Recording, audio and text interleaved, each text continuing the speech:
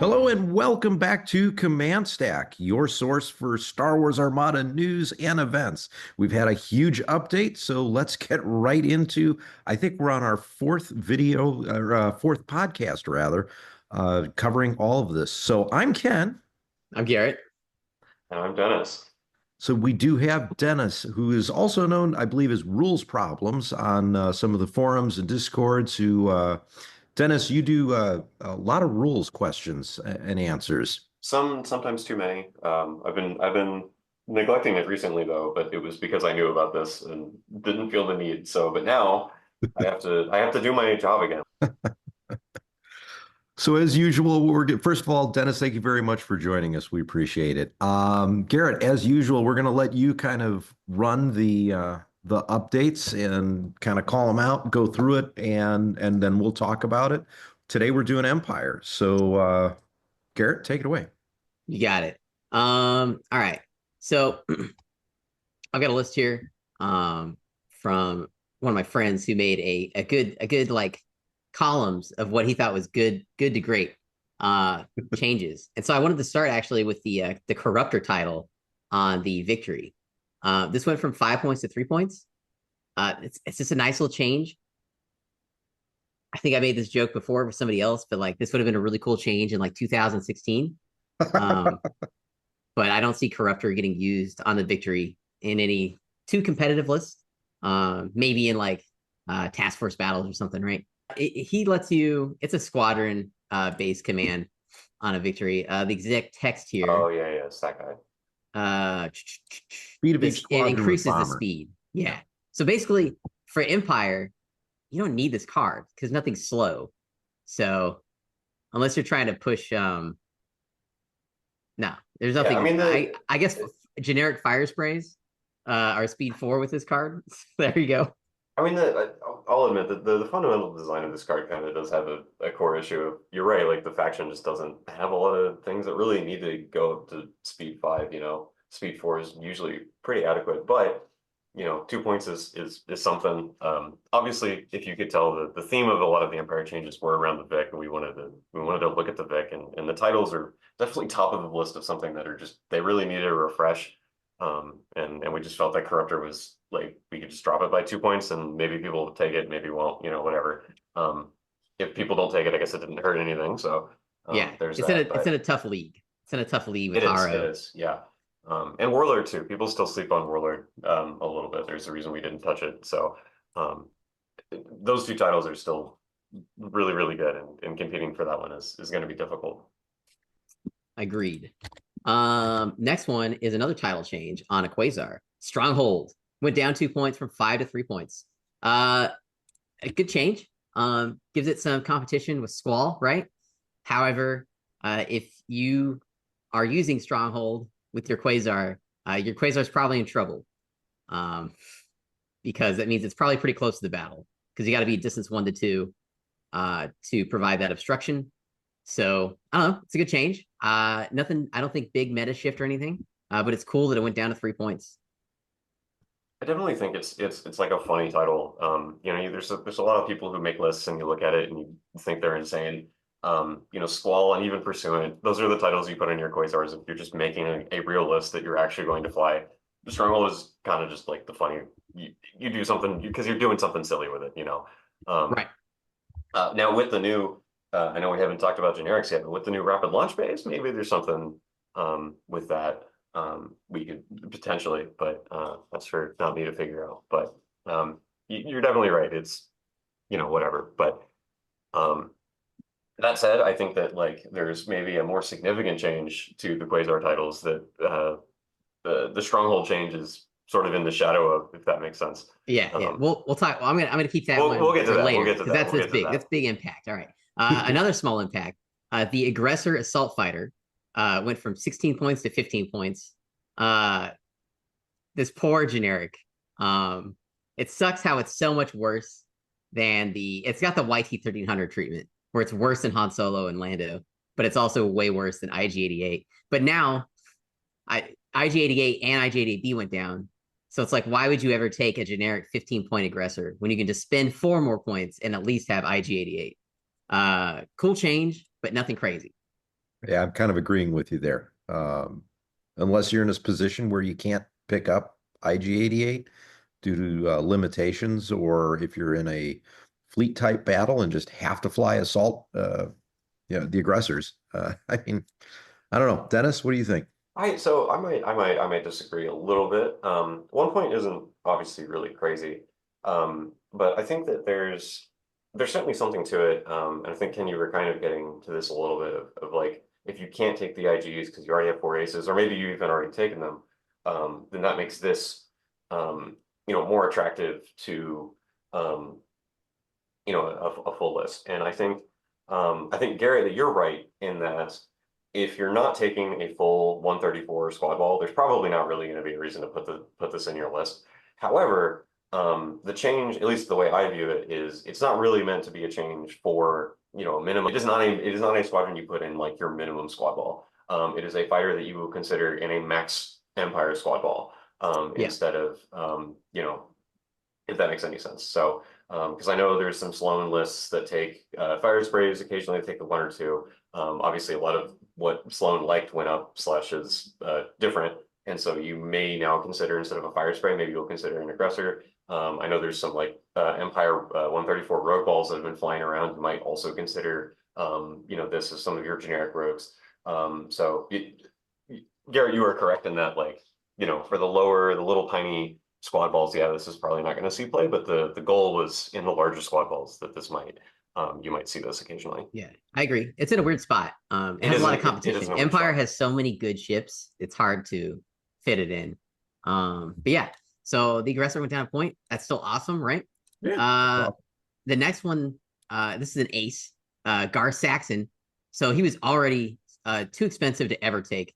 But now he's 20 points. He went from 23 to 20 points. He's rogue. He has got a assault, really interesting right? ability. When an enemy squadron with intel or relay at distance one activates, it suffers a damage. That doesn't come into play too often. But I don't know. His biggest issue, obviously, is he only has a single brace token. Um, he's still in a bad spot compared to a regular generic gauntlet fighter. Garrett, I might agree with something that you said about Corruptor. This would have been a huge change in 2016. Because back then old Intel and old Relay were all the rage, and this was very clearly designed around that. So Yeah. I think 20 points makes him a lot more appealing, but obviously by almost definition. He has also speed 4, which I believe the Generics are speed 4 as well. yeah, well, the Decimator I think would be his biggest comparison, and they're speed 3, but then are 8 health. Yeah. And what's her name also only has 1, but then she has that weird mechanic. But then she she's has also 7 more points. She So gets her token back. Mordekai's is very good. yes, I will not dispute Mordecai is very good. So is being 7 points cheaper than Mordecai, and 1 speed faster and 1 HP lower worth it? Maybe sometimes. Does he have rogue actually? Because this analysis fails if he doesn't know. Okay, he does have rogue. Okay. Yeah, I'm gonna say no, but I don't know. He's okay. In most cases, probably, yeah. It's interesting though. I feel like it's also his ability is all of it. It's very strange. Intel and Relay are the very specific keywords to target, especially in not 2016. Yeah. There's not a whole lot of Dingar based ace Empire balls anymore. Certainly not anymore, yeah. He doesn't fit in any aces or spots anymore because remember we used to be able to take like 8 aces at a point, like fit them, which was amazing. What a time to be alive. What a time. But yeah, so Gar Saxon down 3 points. I'm gonna have to try him. All right. And my goal is to get him to be able to use the Intel or Relay bit. Yeah, you gotta like stack the deck against yourself with the enemy. Which you could do. All right, these next 2 changes I really like. IG88 and IG88B both went from 21 points to 19 points. I haven't seen a lot of people sneak IG88B into some lists now with Tell. Yeah, I like this. So down 2 points. I know they're just a single scatter, so once your escorts are gone, they're in trouble. But yeah, big fan of these. What do you guys think? I like this because my issue I've always had with IG-88, and you brought this up, Garrett, is that you almost need to have you need to have some escorts around to keep them on the table a little bit longer. And with the reduction of a couple points, I think you can kind of warrant that. And there's something about a squadron going from 21 points to 19. And I think it's all mental where it just seems like it is significantly cheaper. It's like Even though the truly 1999 that's on this exactly on the the price thing. Yeah. label. Yeah. So he's at like fire sale type mental thought process, even though he's not. So that's kind of my take. He just seems and feels like IG-88's a lot cheaper than he was. Yeah, I mean, I've always liked the theme of they only have one scatter. They either take the damage or they take nothing because they're robots and it's binary and it's cute and whatever. It is also bad to only have one defense token, and so I think 21 points was, even though they're all like in addition to that, their abilities are also really really good. I don't want to say they're like the best or whatever, but ignoring escort and counter and then B's whole splash thing, like they're both really good abilities. They're just not worth the squeeze of, they weren't worth the squeeze of having to pay the extra cost for Lake Hillside and Escort to ensure they don't just explode. And so hopefully we'll see them more. I know that people have been excited about this, so I'm excited to see them more often. Cool. Love it. Next is another one. This takes these squadrons into you can take them territory, especially with Sloan. The Mandalorian Gauntlet generic went from 20 points to 18 points. Yes. Double blue, die bomber, 7-hull, rogue, speed 4. At 18 points, these have a place. People take generic decimators at 22 points. This is comparable in the right list. It's not as good as a bomber as a decimator, but with flight controllers boosting this, or just by itself, I think these are good now. I think they're good. Double think blue anti-ship has always been positive. The rogue, so you've got the benefit there.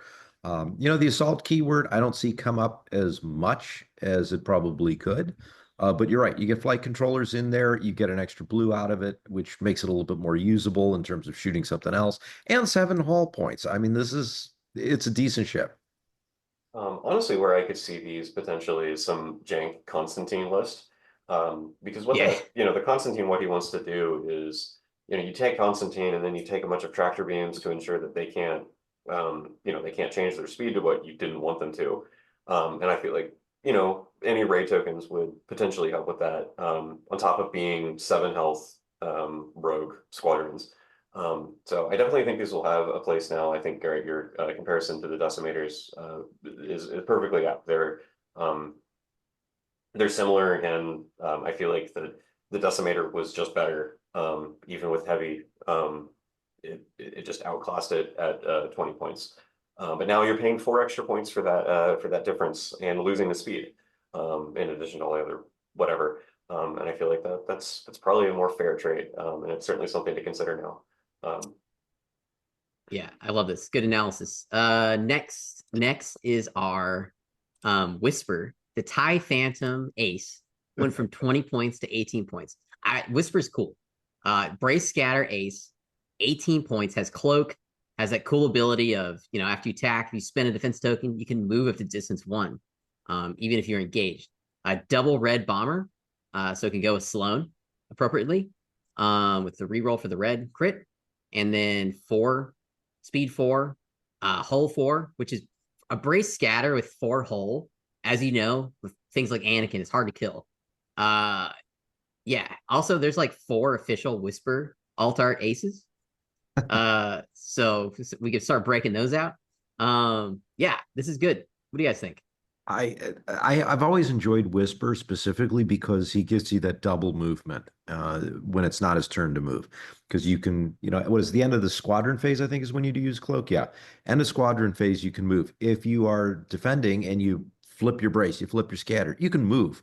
So it's not only just speed 4 that you're able to move Whisper, but you can almost move another like 3, because that speed 1's a lot larger. So you can move them around the board pretty quick, and I kind of like that. And yeah, at 18 points, I mean, why? It's kind of a neat gimmick to try. Now, let's not forget, Whisper is a lady. All right. Yeah, come on, Ken. She, Come on, she, Ken. her. All right, Ken. Respect. You're gonna have to forgive my TIE fighter ignorance. She does have a helmet on, to be fair. Yeah, So, you know. See? What do you think, Dennis? Yeah, so I think and Ken, you were kind of circling around this a little bit. That yeah, she can do this crazy thing and move like halfway across the board, but your opponent kind of has to facilitate that a little bit. And that was kind of the thinking of like, why is this 20 points when in order for her to do the thing that she's kind of designed to do, your opponent has to sort of, it's not even like let you, it's like your opponent has to like almost like they have to be the trigger for it because it happens when you're attacked, not when she attacks. And so it felt very, in my opinion, that 20 was just too much. 18 makes a lot more sense, given that there are going to be games you're going to put her on the table, and she's just going to be a brace scatter ace with cloak and 4 health, and that's still really good. It's not worth 20 points though. And so I feel like that the decrease kind of accounts for the fact that her ability, while really cool, it's not going to come up every game. And you could actually, to circle back a little bit to Gar Saxon, that's probably something you could say about him as well. That, you know, you're mainly paying for just the numbers, and they're good numbers, but they're not worth what they used to be costed, if that makes any sense. Agreed. Yeah, no, Love it. All right, moving on to this is like these are good changes. These are really good changes. All right. Screed, the Admiral, from the Rise of the Empire era, 26 to 24 points, 2-point decrease. This is great. I thought Screed was fine at 26. He's even better at 24. Makes him an even better, easier choice when you're looking at like Mahdi and Jerry and some of the cheaper ones. Yeah, fantastic. Spin the die, make one a crit. I've always felt that ever since 1.5, Screed was kind of one of the admirals that kind of got left behind a little bit. Especially now with Pedix as well. You know, he does the thing and then you get rid of it. And it felt that, you know, 26 is just kind of too much for that.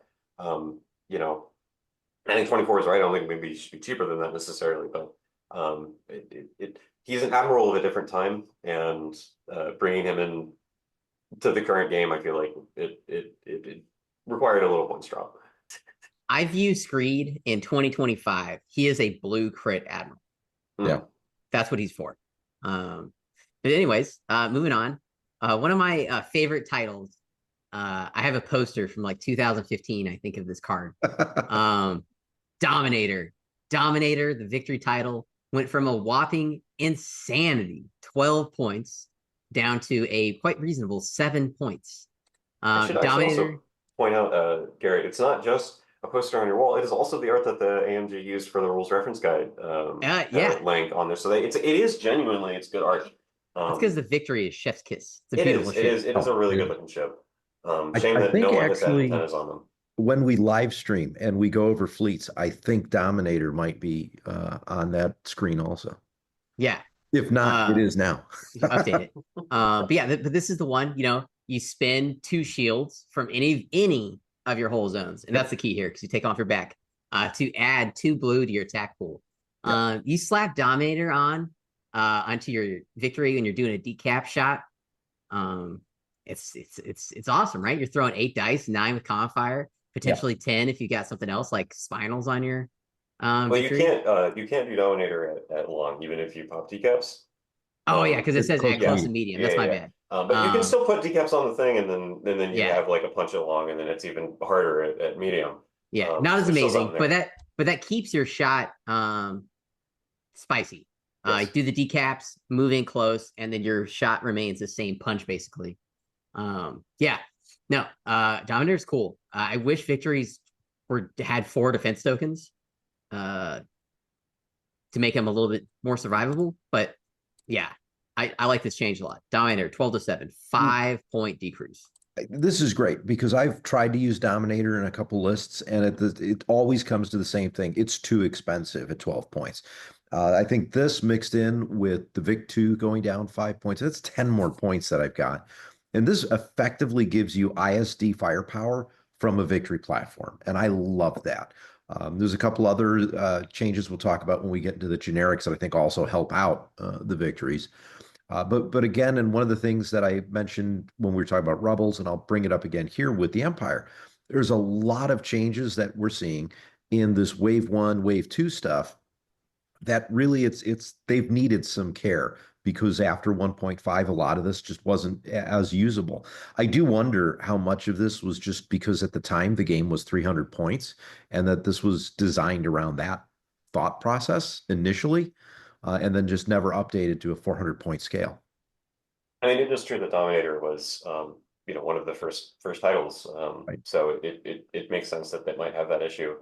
And one thing I would also say, Ken, to your point, is that even, obviously the obvious places to put on a Vic 2, you can also put on a Vic 1, and you don't have the ion on that, but you still just more dice. And that's a neat 80 points now, whereas before that would have been 85 points. And so it just hopefully it'll see play. It's a really, really powerful ability. There's obviously the opportunity cost of Harrower and not having the engine techs on your ship, but that's also going to be more expensive because you're paying 3 + 8 points for all of that. So it's even cheaper than that, and a really strong ability. I don't think anyone would agree. I don't think anyone would disagree with the statement that 12 points was a little ridiculous for this title. So hopefully we'll see it on the table. I'm excited Yeah, about this change. I think one of my friends, Nick or Ruben, they had the insight. All the early upgrade cards and admirals and stuff that added dice when the game first came out had a huge price tag.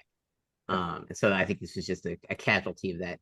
And I understand that from the original devs' perspectives, because it is really powerful to add dice. It decreases your floor, it increases your floor and increases your ceiling. It is something that should have a premium to it. It's just 12 was a bit much, especially considering that,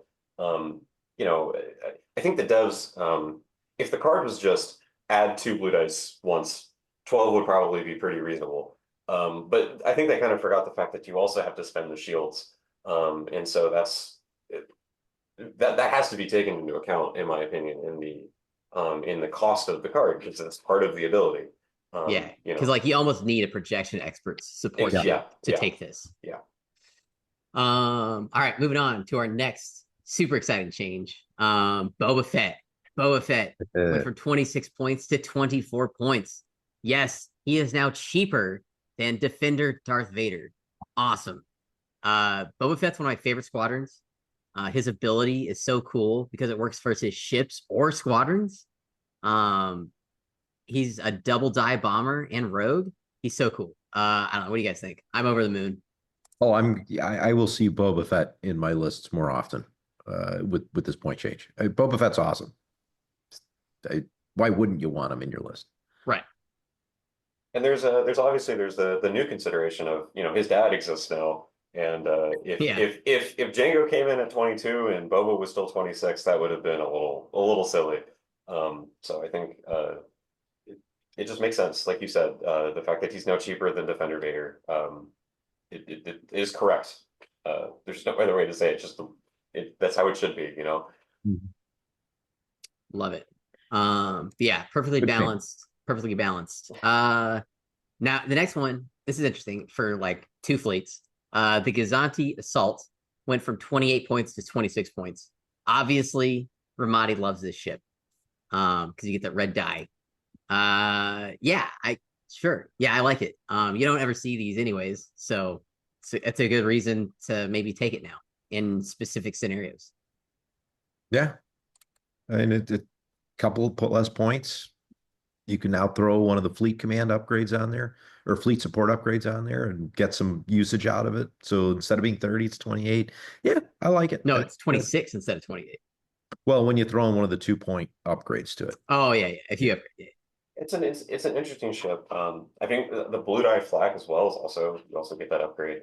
It is part of the issue that the ships had is that it was from the era where the design for the 2 variants was we're gonna make one and then we're just gonna make the other one a little more expensive and then change some things on it. And not only do I have there's obviously things I could say about that from a design perspective, but also it just kind of there's a lot of things a lot of numbers that I feel that I felt that were felt by people were not correct. And 28 for a red dice instead of a blue dice at the front and a blue die flag is kind of like, okay, why are we, um it's a weird ship, and I think it honestly probably had a less use than the combat refit of the GR75. Because I think there's some niche uses for that ship, but this one was just kind of like, why are we even here? Why is it 28 points? It just didn't make any sense. You'd rather have squadrons, honestly, with those points, but now maybe we can see it a little bit. I hope so, because I think it's funny. And that's really the reason to put ships on your list, is because it's funny. So Yeah, to see the joy. All right. yeah, exactly. Awesome. So yeah. So now we're moving on to these are the big changes, and I need to shout out my friend Nick Federico made these columns for me. I gotta make sure I say his name. All right. Price. Here he goes. Controversial. Price went from 7 points to 6 points, but the checks has been changed. Price can no longer set automatic accuracies. Honestly, thank God. This was really annoying in lists where you had sensor teams, H9s, and Price, right? You had two abilities to make things accuracies, specifically in onagers, whatever. I didn't see that too much because onagers went down after the last errata, but I think this is a good spot. I think it's a good price. I think, price. Very, very fun. Right? Very fun. Yeah, it's good. I don't know. What do you guys think? So one thing I would like to say real quick, that part of her change, not in addition to the balance, there was also a rules clarification change for her. It was just not worded consistently with the rest of the attack effects in the game. So in addition to the balance change, we also did update her language to be more in line with the rest of the game. Excellent. Which, whatever, right? But yeah, it's important to me. Okay, whatever. Very detail oriented. Thank you, Dennis. Thank you. You're welcome. But aside from that, and I did mention this in the Discord, most of this change, and Garrett, you kind of nailed this on the head, that it was because of the combination with quads. Price and quads was a little silly.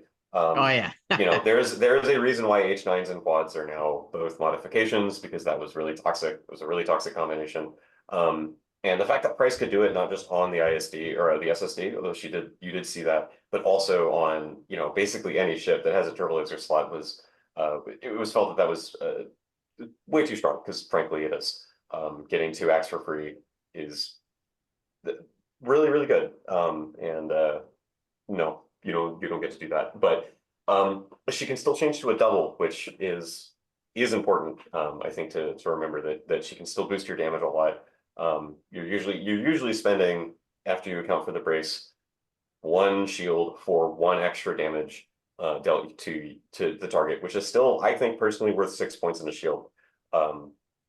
Yeah, she just does that in a less toxic way now. If the list is built needing a specific die, anytime you can set any die to any set thing, it's worth the points. Yeah. No, I agree.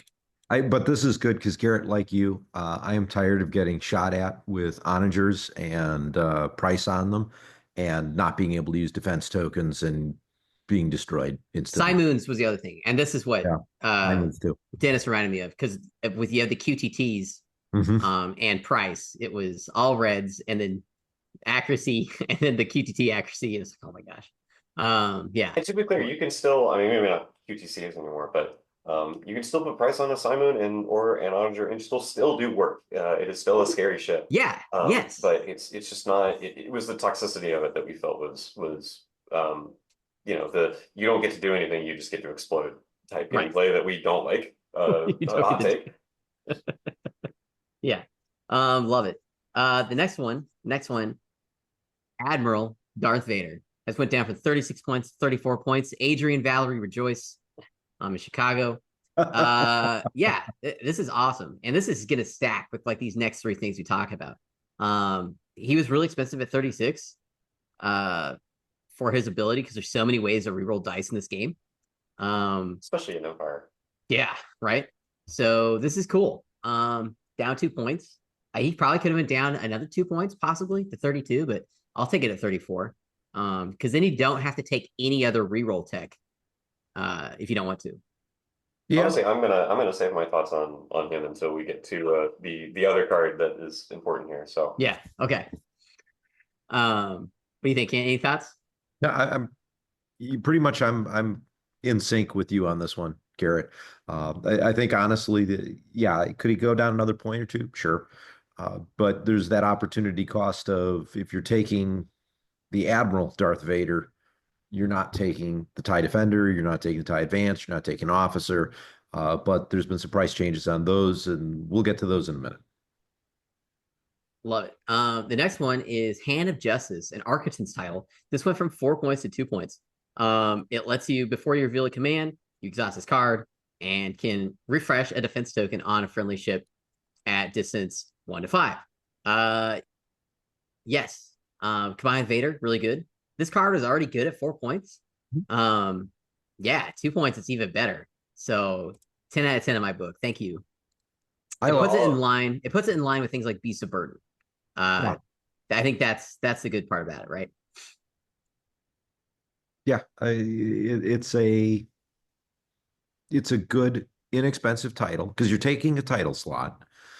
You need to be within that range 1 to 5. But I mean, yeah, for the 2 points instead of 4, I like it. I like it. It's good change. I think one of the core issues that Architects have always had is that their titles are good, but you never see them. And I'll admit, there's a part of me that's always been a little perplexed by that because they're both really good. Mhm. I don't think Centaur didn't get changed, but it's still a really good title. And but 4 points for Hand of Justice was a lot. Now, of course, Argon's also went down in points, and so that might make both the ships and the titles more appealing because the whole package went down by whatever. And so hopefully we'll see this title more. I think it's a really cool effect, and like you said, Garrett, it also ties really well with Vader Commander. So if we see more of him, we'll probably see more of the ship as well. So Yes. Speaking of Architect's buffs, the Architect's Light Cruiser went down from 54 to 52, 2 point decrease. I didn't know these needed to come down myself, but this one went down 2 points, and the command went down a whopping 4 points from 59 to 55. This is super good. You're gonna see a lot more Architects in every list, I think. This was good news. I was not expecting Architects to change because yeah, I figured where they were at. Okay, now it's just to kind of give it more of a play space from say something like a Gladiator, which is not too much more. It wasn't too much more expensive than your Architects. So I don't know, Dennis. I'm actually curious on this one to get your thoughts and opinions on. yeah, so I think a lot of it was, and Ken, you kind of mentioned this a little bit, an internal balance issue. That it 2 points, and then the command cruiser, like you said, also 4 points. That doesn't break any threshold of being able to fit another one in your list, which is obviously like that's something when you change a number like that, that's obviously really important. So it's not like you're fitting a fifth Arquitens and your 4 Arquiten lists, but it just makes it a little more appealing to compared to a lot of the other ships that Empire has, especially considering that you mentioned the Gladiator, and I actually have always thought the main competition for the Arquitens was actually the ISDs, because you can swap out your Arquitens when they're all kitted out. They're probably going to be about what an ISD will cost. In most cases, you probably would rather have an ISD. And so hopefully this will shift that a little bit. Obviously, we still want to see ISDs on the table, and I still think they're still good, but just ensuring that they're not overshadowed by their larger cousins, I think is something that at least that was my thought process on it. So we'll see if that happens, especially again considering that Vader went down, and Arquitens are weirdly his favorite ship, and so we'll see if or one of his most favorite ships. I guess I shouldn't say his favorite ship, but nonetheless, I think that that whole archetype of Darth Vader with a bunch of Arquitens obviously just got a lot cheaper. So hopefully we'll see that on the table again. Yeah, I love this. Architens are like the CR90s for me, the Rebels, because you can take these with a single turbo upgrade, and it does work. Love it. Next thing, I think this is what Dennis is waiting on. Officer Vader has went from the ridiculous 1 point to an appropriate 4 points. So I would just like to say, Garrett, this was all spite. I'm just kidding. It wasn't spite. I'll admit this card was insane. This is an insane card to me. Still, even at 4 points. Yeah, I don't even know if I have anything other than to say to that. This card is 1 point was ridiculous, and I don't think anyone would disagree with that. And in conjunction with the commander decrease, because the issue is that you put this card in your fleet, and then you have Darth Vader Admiral in your fleet. And for 1 point, that's kind of silly. So hopefully 4 points will make that. It is definitely more of a decision now to put it in your fleet. Yeah, it's just more tax. Because usually you like put Officer Vader with a fleet with Nita and skilled first officers and just re-roll it at will, right? So And for 1 point, why wouldn't you do that? right. Before, well, now you got to think about it because there's a couple other officers you may want to put in play. And, it's a 1 point officer, it was zero qualms. 4 points, well, now you're in the realm of it's only going to cost either the same or 1 or 2 more points to get an officer that does something you want to do. So I think he's no longer an auto include because you've got a point lying over. Yeah, exactly. And it's really easy to fit 1 point. It's less difficult to find 4 points. Or it's more difficult, sorry. That said, I might agree that some people have been saying that this change really isn't like you're not going to include them anymore, you're just going to find 3 points. But at least now you have to do that. It's kind of what I was saying. And Tranquility went up as well. It's like at least now when I see Vader in your list, at least now I know that you put a little bit of effort into trying to find the space for him instead of just throwing him in there because you found 1 point, because that's super easy. And I feel like that's probably where the card should be, if it exists. Yeah, love it. Next is Squall. Squall is the infamous Quasar title that allows you, when you activate, to choose 3 squadrons and move them distance 2. It went from 3 points to 7 points. In a Sloan list with speed 5 fighters, you'd now had speed 7 fighters. I don't know. Squall's just annoying. It was always taken 3 points, right? So good, better than FCT in every single way. Yeah, appropriated 7 points. I mean, the rebels would give up whole ships for this title on one of their ships. Oh, good God, yeah. Yeah. This is worth 12 points in a rebel list for sure. Oh my gosh. Yeah, you'd have to take it. It would open up so many options. I like this. This is a good change. It could, in some cases, almost eliminate a squadron from a Sloan fleet, depending on how close you are to, your 400 or wherever you want to keep your bid. So I like this because 4 points is not an insignificant number. Nope. Other podcasters, I don't know if we can say names here, but they said that this effect is the strongest effect in the game. I don't know if I agree with that fully, but it's definitely up there. It's good. It is an incredibly powerful effect. Moving squads for free. It's really good. And 3 points was ridiculous, especially considering that it made it I don't think it was the cheapest title, but no, but it was, we were talking about Stronghold. The fact that Stronghold was priced at a higher value than Squall it's ridiculous. I mean, why it's just a worse effect in every way. And Squall was in no way worth 3 points. I will say again, I feel like that this is you don't remove it from your list, you find the points where you can. But now you have to do that. And so as it should be, in my opinion. Love it. Love it. Yep. Squall. Good change. This forces the rewriting of Sloan lists that didn't have a lot of bid. It forces it. All right. Our next change, Jendon, the illustrious Lambda shuttle pilot, has went from 20 points to 23 points. Dennis, take it away. I might say between this and Squall are probably the most significant changes for the Empire faction, I think. By a country mile. They might even be the most significant changes in the game. that we did. Jendon at 20 is insane. I've personally, I'll admit, I don't like Jendon's design, and I think that um, there's a part of me that like I don't know what to do with him a little bit to an extent, and I feel like 23 was the best that we came to that consensus, and that's what we decided to do. The fundamental issue is that I have with him is that Yavaris was used to basically be the same effect, but then they removed that, and rightfully so, I think, because Yavaris was way too strong. And then they didn't get rid of it from Jendon, and I questioned that decision a little bit. I'm not entirely sure why they didn't look at him as well, especially considering that there's no space for the opposing player to do anything about it. They activate 2 squads, and you've been attacked twice by very powerful squadrons.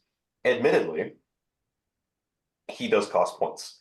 And I think that was probably their justification of like, okay, well, yeah, it's, there's nothing you can do about it, but you're still paying for the squadron.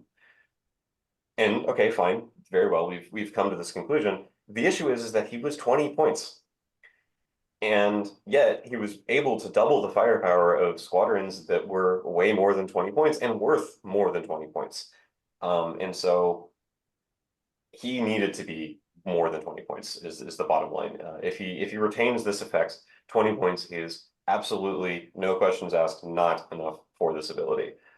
Being able to double tap with Vader or Merrick when they are definitely worth more than 20 points, even though Merrick is only worth 21 points still. He might be undercosted a little bit too anyway, but nonetheless, I'm rambling a little bit. I think I've made my point, but I don't know if any of it made sense, but whatever.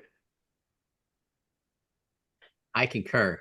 Yes. I think you could kick them up to 25 points. People will still take them because Hell yeah. it's a good ability.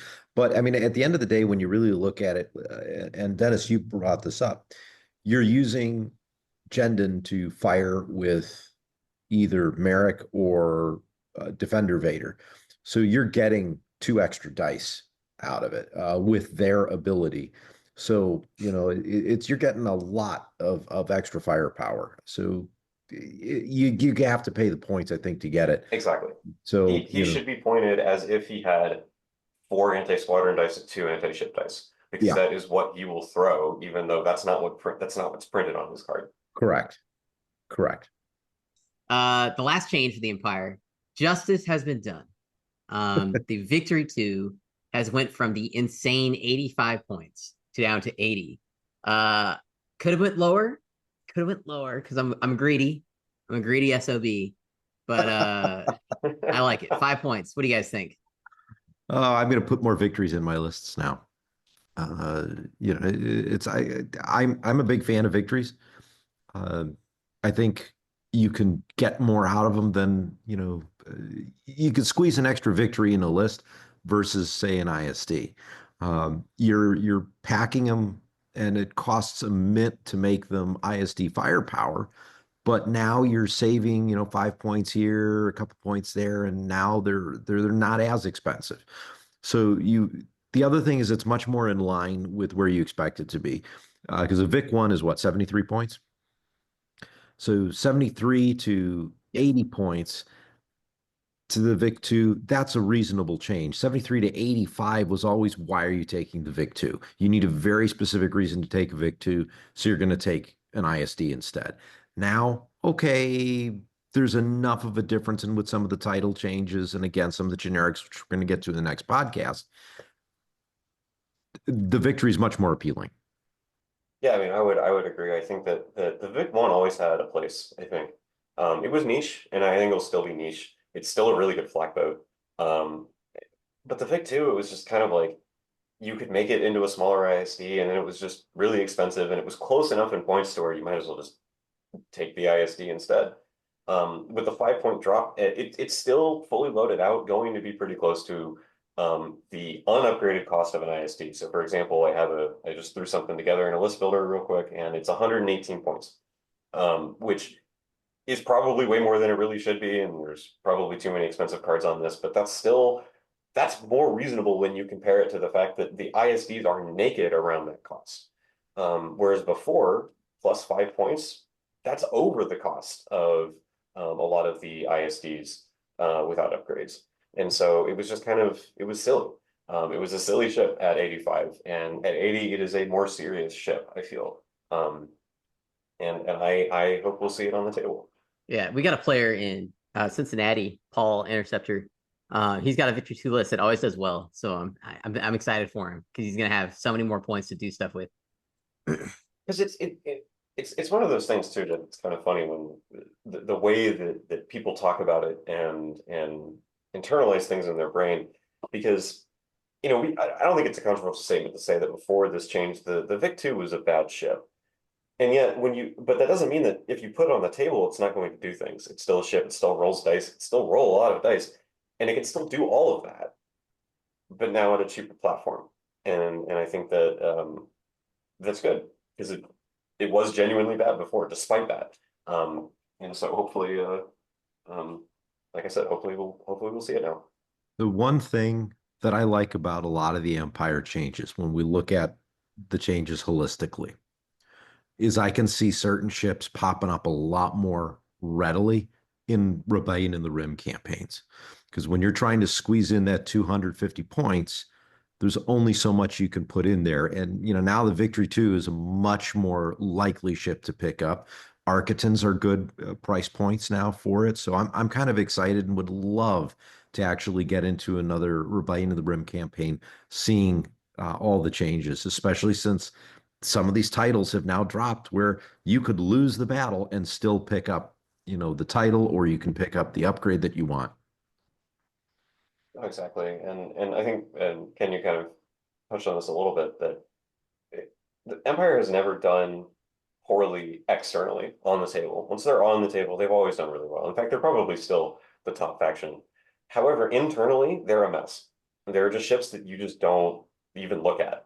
And the goal, and upgrades, of course. And the goal was just, hey, maybe you should take a second look at these. The faction, I don't think, decreased in power that much, obviously, but hopefully we'll see more variety in what the actual Empire lists that are put on the table are. No, I agree. Yes. Love it. Amazing insight. So that's the Empire, everybody. We got one more episode left, and that'll be over the generic changes. So hopefully everyone can stay for that. Check that out on the playlist. We'll have this posted up in a variety of different locations. Of course, you're either listening to this on Spotify or BuzzFeed or one of the podcast places. And of course, you can always watch the video on Ion Radio. And feel free to jump into the Ion Radio Discord if you want to chat with me, Garrett, Ryan, or John. And Dennis, I think you're on our Discord too, so they can probably pester you there. And if you're not, they'll pester you on one of the other. Yeah, feel good to tag him all the time. I am getting pestered. It is true. Dennis, thank you very much for joining us for the Empire review. We really appreciate your insight, and it's always fun to have you here. Well, thank you for having me. I enjoyed it as always. All right, everyone. Until next time, I'm Ken. I'm Garrett. And I'm Dennis. And you've been listening to Command Stack.